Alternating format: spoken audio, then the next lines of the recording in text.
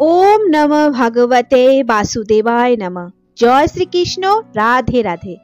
প্রিয় দর্শক বন্ধুরা, আমার জীবন মুক্তি ধারা চ্যানেলে আপনাদের স্বাগত জানিয়ে শুরু করছি আজকের ভিডিও।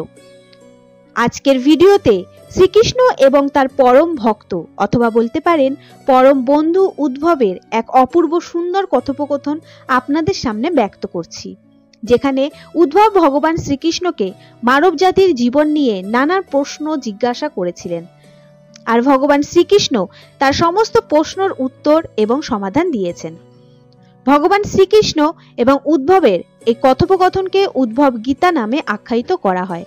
বন্ধুরা, আপনারা এই অতীব গুরুত্বপূর্ণ কথোপকথন শেষ পর্যন্ত অবশ্যই শ্রবণ করবেন, কারণ এই কথোপকথনের মাধ্যমেই আপনি আপনার মানব জীবনের সমস্ত সমস্যার সমাধান এবং সমস্ত প্রশ্নের উত্তর খুঁজে পাবেন। তাহলে চলুন বন্ধুরা, জেনে নেওয়া যাক উদ্ভব গীতার মধ্যে থাকা গুরুত্বপূর্ণ প্রশ্ন এবং উত্তরসমূহ।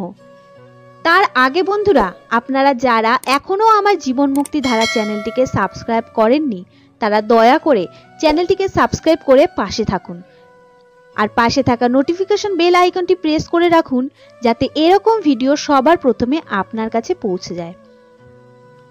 তো বন্ধুরা, ভিডিওটি শুরু করার আগেই আপনাদের জানিয়ে রাখি এই উদ্ভব গীতা আসলে কি, আর উদ্ভব আসলে কে ছিলেন।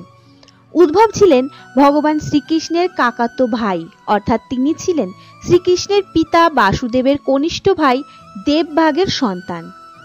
তবে উদ্ভবের এর থেকেও আরও একটি বড় পরিচয় হলো উদ্ভব হলেন ভগবান শ্রীকৃষ্ণের শ্রেষ্ঠ ভক্ত এবং পরম মিত্র। পরম ভক্ত হওয়া সত্ত্বেও উদ্ভব কখনো শ্রীকৃষ্ণের কাছে কোনো রকম সাহায্য প্রার্থনা করেননি।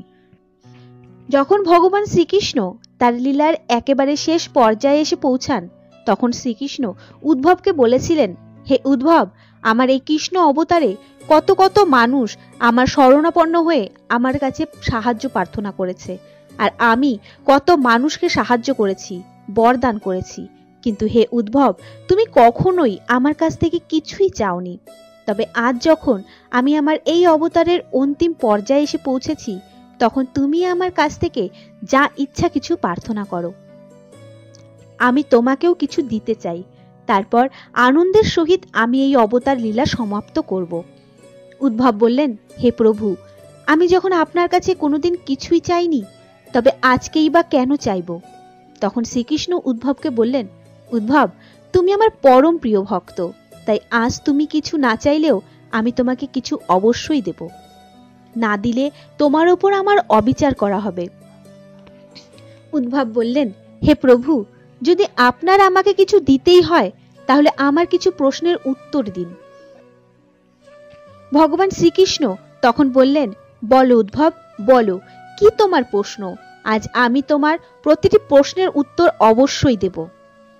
তখন উদ্ভব তার প্রশ্ন শ্রীকৃষ্ণের কাছে ব্যক্ত করেন। উদ্ভব বললেন, হে প্রভু, আপনি আমাদের জীবনযাত্রার একটা নতুন পথের দিশা দেখিয়েছেন, কিন্তু আপনি নিজে চলেছেন অন্য পথে। আপনার মহাভারত লীলার মধ্যে অনেক লীলাতে অনেক কিছুই আমার বোধগম্য হয়ে ওঠেনি। মনে এখনো অনেক সংশয় রয়েছে, মনে রয়েছে অনেক প্রশ্ন।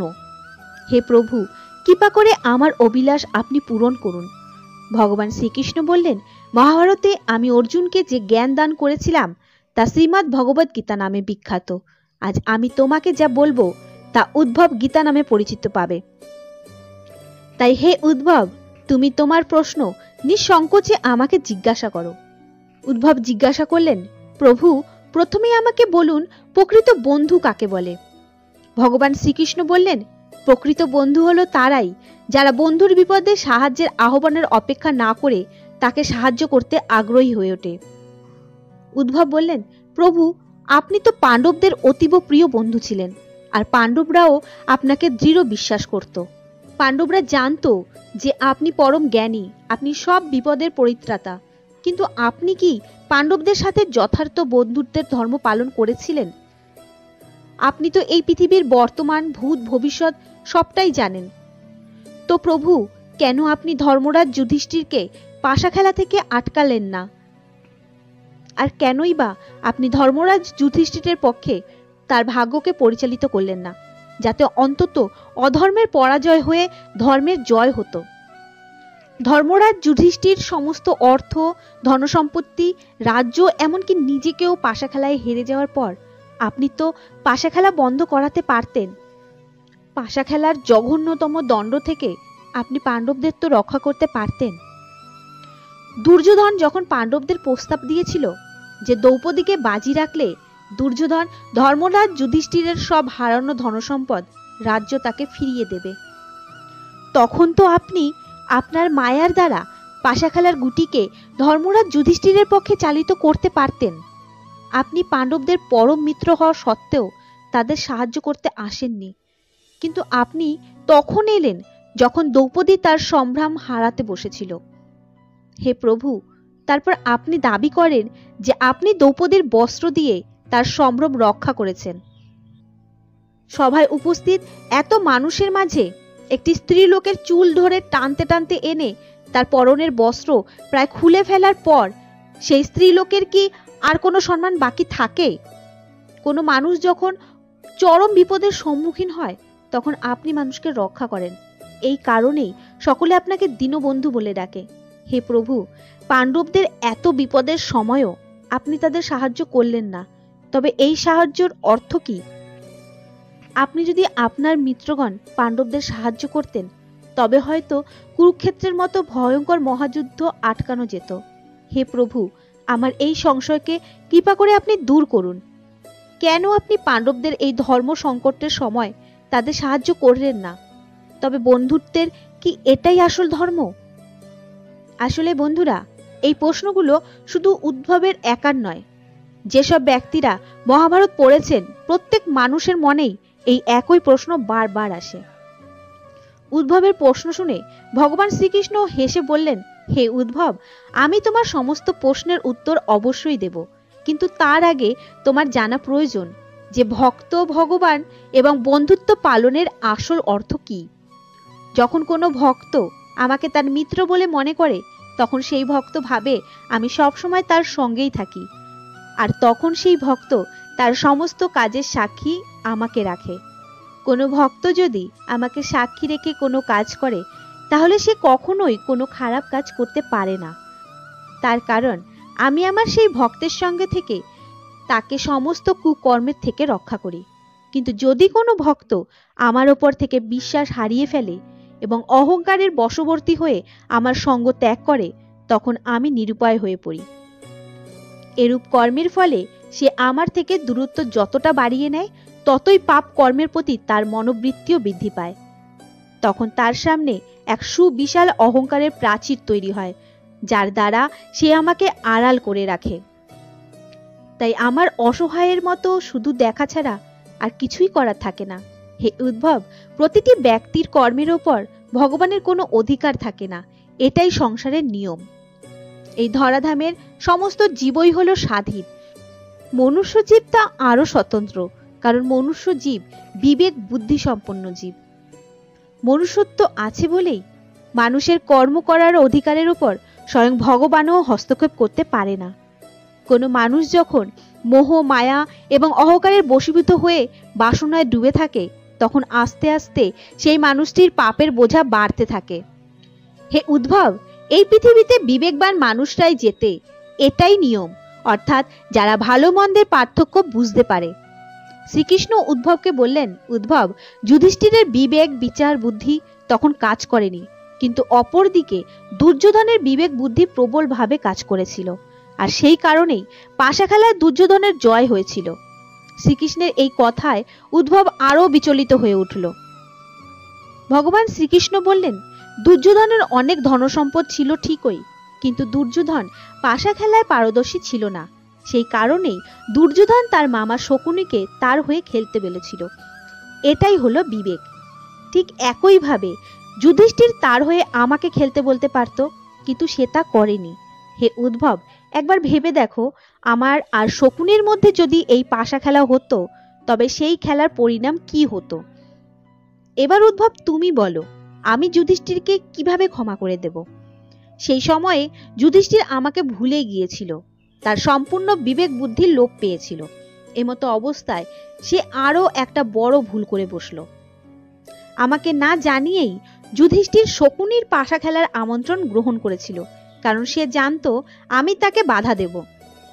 আর যখন আমি জানতে পারলাম তখন যুধিষ্ঠির আমাকে দিয়ে শপথ করিয়েছিল। সেই কারণেই আমি অসহায় হয়ে পড়ি। নিজের আত্ম অহংকার এবং আত্মবিশ্বাসের দ্বারা চালিত হয়ে যুধিষ্ঠির পাশা খেলার উদ্দেশ্যে চলে গেল।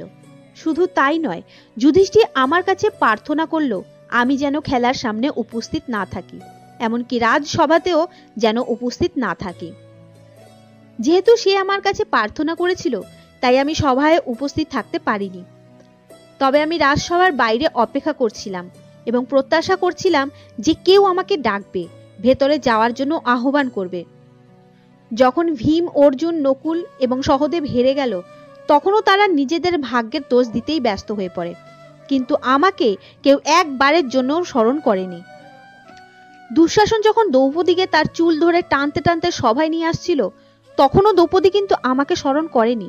নিজের সামান্য আত্মক্ষমতার উপর নির্ভর করে প্রতিবাদ করেছিল মাত্র, কিন্তু আমার কথা একবারও তার মনে হয়নি। তারপর দুঃশাসন যখন দ্রৌপদীর বস্ত্র হরণ করতে উদ্যত হলো, তখন দ্রৌপদীর মনে কিছুটা শুভ বুদ্ধির উদয় হলো। তাই সে নিজের শক্তির ওপর আস্থা হারিয়ে আমাকে স্মরণ করতে শুরু করে। সে বলতে থাকে, হে হরি অভয়ম, হে কৃষ্ণ অভয়ম। তারপর দ্রৌপদীর সাহায্যের জন্য সেখানে আমি ছুটে গিয়েছি এবং তার সম্মান রক্ষা করেছি। পাণ্ডবেরা নিজেদের সর্বস্ব খেলায় হেরে গিয়েছিল, তখনও তারা কেউ আমাকে সাহায্যের জন্য ডাকেনি, কিন্তু দ্রৌপদী যখন ওই সাহায্যের জন্য আমাকে স্মরণ করেছে, আমি তৎক্ষণাৎ দীনবন্ধুর মতো হাজির হয়ে তাকে রক্ষা করেছিলাম। হে উদ্ভব, এবার তবে তুমিই বলো, এখানে আমার দোষ কোথায়? উদ্ভব শ্রীকৃষ্ণকে বললেন, হে প্রভু, অসাধারণ ব্যাখ্যা আপনার। আপনার উত্তরে আমি সন্তুষ্ট হয়েছি। হে প্রভু, আমি কি আপনাকে আরো একটি প্রশ্ন করতে পারি? শ্রীকৃষ্ণ বললেন, উদ্ভব, তুমি নির্দ্বিধায় বলো। তারপর উদ্ভব শ্রীকৃষ্ণকে জিজ্ঞাসা করলেন, হে প্রভু, তাহলে কি কোনো মানুষ যদি আপনাকে ডাকে তবেই আপনি তার সাহায্য করেন? আপনি নিজে থেকে ধর্ম রক্ষার্থে আসেন না? তখন শ্রীকৃষ্ণ হেসে বললেন, হে উদ্ভব, পৃথিবীতে প্রতিটি মানুষের জীবন তাদের কর্মফলের উপর নির্ভরশীল, তাতে আমি কোনো রূপ হস্তক্ষেপ করতে পারি না। এটাই ঈশ্বরের ধর্ম। তখন উদ্ভব বললেন, প্রভু, তার মানে আপনি আমাদের খুব কাছে থেকেও আমাদেরকে শুধু পাপ কর্ম করতেই দেখবেন? মানুষ যখন কোনো পাপ কর্মের ওপরেও আবার পাপ কর্ম করতে থাকবে, তখন আপনি শুধু তা দেখতেই থাকবেন? হে প্রভু, দয়া করে আমাকে স্পষ্ট করুন, আপনি ঠিক কি চান? মানুষ একের পর এক পাপ করতেই থাকুক, একের পর এক ভুল করতেই থাকুক এবং তার ফলস্বরূপ শাস্তি পেতেই থাকুক? শ্রীকৃষ্ণ বললেন, হে উদ্ভব, তোমার প্রশ্নের গভীরতা অনুধাবন করো, তাহলেই তুমি বুঝতে পারবে। উদ্ভব, আমি যখন তোমার খুব কাছের, আমি যখন তোমার সর্বকর্মের সাক্ষী থাকি, তখন তুমি খারাপ বা অনৈতিক কাজ করবে কিভাবে? হে উদ্ভব, মানুষ যখন ভাবে ঈশ্বরকে ছাড়াই সে সব কাজ করতে পারবে, ঠিক তখনই মানুষ বিপদে পড়ে। ধর্মরাজ যুধিষ্ঠির ভেবেছিল আমাকে ছাড়াই পাশা খেলে সে জিততে পারবে, কিন্তু যদি সে এই সত্যিটা অনুধাবন করত যে আমি সর্বক্ষণ প্রতিটি মানুষের কর্মে তাদের সাক্ষী হয়ে থাকি, তাহলে কি পাশা খেলার পরিণাম এমনটা হতো? তখন উদ্ভব হতবাক হয়ে গেলেন এবং ভক্তিতে আপ্লুত হয়ে বললেন, কত সুগভীর দর্শন, কতটা বাস্তব সত্য। আমরা সবাই জানি যে কোনো কিছুই ঈশ্বরকে ছাড়া সম্ভব নয়, তা সত্ত্বেও আমরা সাক্ষী হিসেবে ঈশ্বরকে অনুধাবন করতে কেন পারি না? এত বড় এক বাস্তব সত্যকে ভুলে গিয়ে আমরা কিভাবে খারাপ কাজ করতে পারি? সম্পূর্ণ শ্রীমদ্ ভগবত গীতা জুড়ে ভগবান শ্রীকৃষ্ণ অর্জুনকে এই শিক্ষাই দিয়েছেন। কুরুক্ষেত্রের যুদ্ধে শ্রীকৃষ্ণ নিজে যুদ্ধ করেননি, তবে অর্জুনের সারথি হয়ে অর্জুনের পথ নির্দেশক হয়েছেন। তারপর উদ্ভব শ্রীকৃষ্ণকে বললেন, আমি বুঝতে পেরেছি প্রভু, আপনাকে ভুলে যাওয়া মানে নিজেরই মরণ। তাই হে প্রভু, আপনার কাছে আমার একান্ত প্রার্থনা, দয়া করে আমাকে আশীর্বাদ করুন, এক মুহূর্তের জন্য আমি যেন আপনাকে না ভুলি। ভগবান শ্রীকৃষ্ণ তাকে আশীর্বাদ করে বললেন, তাই হবে উদ্ভব। ভগবান শ্রীকৃষ্ণ বললেন, হে উদ্ভব, তোমার ও আমার এই কথোপকথন পৃথিবীতে উদ্ভব গীতা নামে পরিচিত হয়ে সর্বদা অমর হয়ে থাকবে। যেসব মানুষেরা তোমার নাম আর আমার এই উদ্ভব গীতা প্রতিদিন পাঠ করবে বা শ্রবণ করবে, আমি সর্বদা তাদের সহায় থাকব।